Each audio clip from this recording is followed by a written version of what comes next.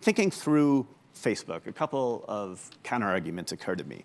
One is that maybe the internet and social media are just a fundamentally different landscape than anything we've seen before and that we're used to in these analyses, that anonymity on platforms that allow it, like Twitter, reduce the informal stigma that helps to serve as counter-speech, that tamps down hate, and that the internet helps fringe haters reach one another and organize in large numbers. Perhaps people would naturally gravitate toward platforms where those people are shunted off insofar as they're offered, and so allowing them on something like Facebook would basically destroy it as the civic commons that we want. There's also the question of whether social media, because it gives a sort of mass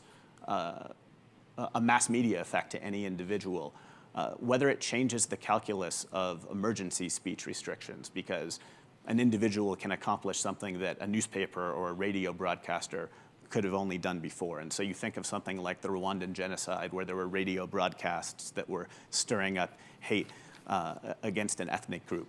And perhaps it doesn't take a radio tower to do that anymore. So how do you think about these kinds of concerns when you think about social media and the restrictions that it should have, not only for the United States, but thinking about trying to write restrictions from Silicon Valley that are going to apply in Rwanda, that are going to apply to other places? I would think of the situation in Myanmar with the Rohingya as another distressing example. So these are all really important questions. There are several separate ones, but I'd like to start by saying, even more accurately than saying free speech and counter speech and other non-censorial tactics are better than censorship, I would say they are less bad. In some ways, I'm looking at what is the lesser of two evils here. Would we rather empower either government officials, and let's face it, you asked me, what is hate speech? We know Donald Trump has said that taking the knee is hate speech and burning the flag is hate speech. So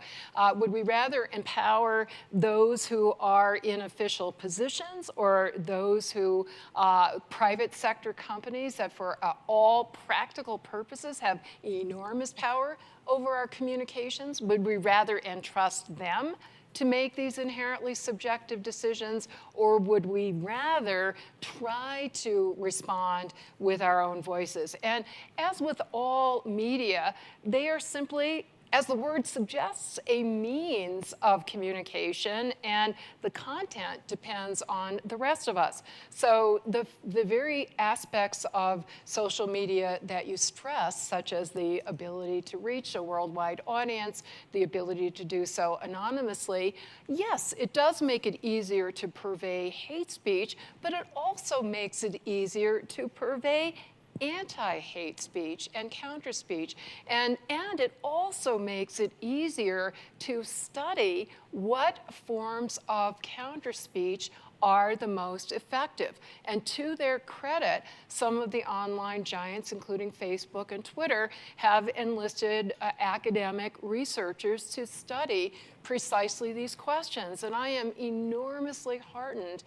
It's very preliminary research, but it's very encouraging, giving examples of even confirmed hate-monger leaders of alt-right and other hate organizations who have been persuaded to come to the other side. And in fact, I have to mention here at the Ideas Festival, I saw in the second session one such person, Christian Picciolini, who was the founder and head of a vicious, violent, white supremacist skinhead group, and 20 years ago was weaned away from it and is now dedicating his entire life for decades to, first he founded an organization called Life After Hate, and now he has another one that's worldwide.